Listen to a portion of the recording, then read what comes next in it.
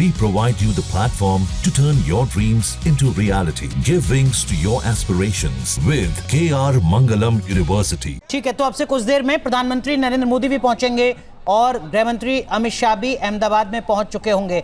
क्या जो रेस्क्यू है वो अभी भी चल रहा है?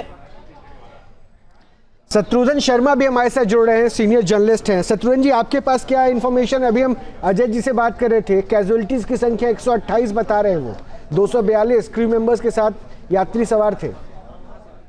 देखिए, जिस तरीके की ये दुर्घटना है बहुत ही भयानक माना जा सकता है, क्योंकि ये जो विमान एयर इंडिया का AI0171 अहमदाबाद एयरपोर्ट से जब टेक ऑफ किया तो 191 मीटर की ऊंचाई पे पहुंचने के बाद इसका नोब जो ऊपर की तरफ होना चाहिए था उसके बजाय वो सीधे सीधे आगे बढ़ता गया और इसका जो स्पीड था 322 किलोमीटर पर आवर की स्पीड थी और इसमें बताया जा रहा 58 to 60,000 लीटर पेट्रोल फ्यूल था इसके अंदर।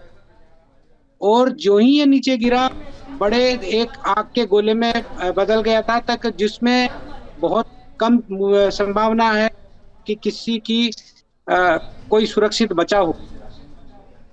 रेस्क्यू को लेकर कोई जानकारी शत्रुघ्न जी? क्या रेस्क्यू ऑपरेशन अभी भी चल रहा है? देखिए, घटनास्थल से जो भी एम्बुलेंस निकल रहे हैं, जो भी एम्बुलेंस वो सिविल हॉस्पिटल में पहुंच रहे हैं, वो सब जो पोस्टमार्टम रूम है वहीं पे जा रहे हैं, सब गृह में ही जा रहे हैं। अभी तक एक भी एम्बुलेंस हॉस्पिटल के वार्ड के लिए नहीं पहुंची है, तो इसका मतलब ये अंदाजा है कि बहुत जो संभावना है कि कोई इसमें घायल हुआ है और घायल को उपचार की, तो ऐसी कोई बात नहीं आ रही है। बहुत बड़ा हादसा है ये और संभावनाएं बहुत ये है कि 200 से ज्यादा लोग इसमें अभी तक हताहत हुए होंगे।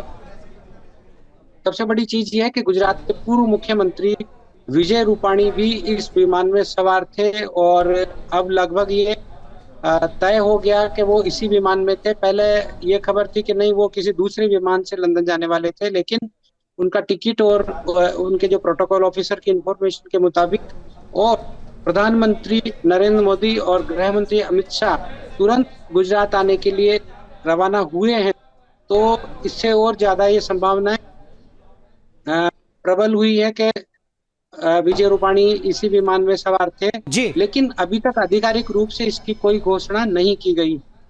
ठीक है, शत्रुघ्न जी लौटूंगा मैं आपके पास। इस वक्त की बड़ी अपडेट आ रही है, रोहित जरा वो दर्शकों तक पहुंचा दें। अहमदाबाद विमान हादसे से जुड़ी इस वक्त की बड़ी अपडेट। 2 इमारतों से विमान टकराया हादसे के दौरान।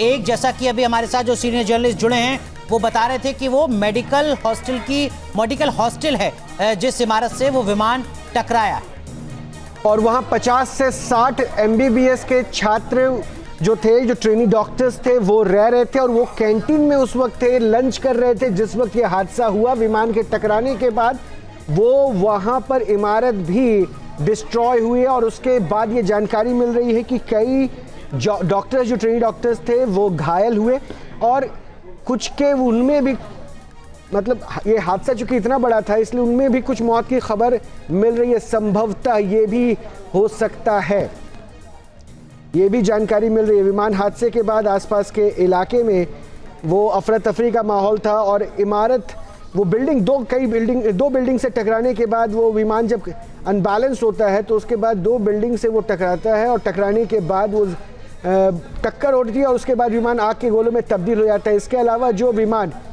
विमान बिल्डिंग से टकराया, बिल्डिंग की कैंटीन दिख रही थी, उस बिल्डिंग में दरअसल उस वक्त ट्रेनी डॉक्टर्स लंच कर रहे थे। वहाँ 50 से 60 ट्रेनी डॉक्टर्स रहते हैं और वो बिल्डिंग भी काफ़ी ज़्यादा डैमेज हुई है जिसमें विमान का एक हिस्सा नज़र आया था। मधुरेद, यानी देखिए मैंने कहा था ना कि रेसिडेंशियल आबादी वाले इलाके में अगर ऐसा हादसा हुआ है तो नेचुरली आम लोग भी इसके जद में आए होंगे और ये दिख रहा है कि जिस बिल्डिंग को हम दिखा रहे थे जिसमें विमान का एक हिस्सा था वो ट्रेनी डॉक्टर्स का हॉस्टल था जहां पे कैंटीन में वो उस वक्त लंच कर रहे थे और उससे टकराया, यानी वहां भी कुछ ये संख्या पॉसिबली आ सकती है। जहां भक्ति है हर शब्द में, कथाओं में छुपे हैं दिव्य रहस्य और ज्योतिष देता है जीवन को दिशा। धर्म से जुड़ी हर बातों को जानने के लिए हमारे चैनल स्तुति को सब्सक्राइब करें। चैनल पर जाने के लिए इस लिंक पर क्लिक करें।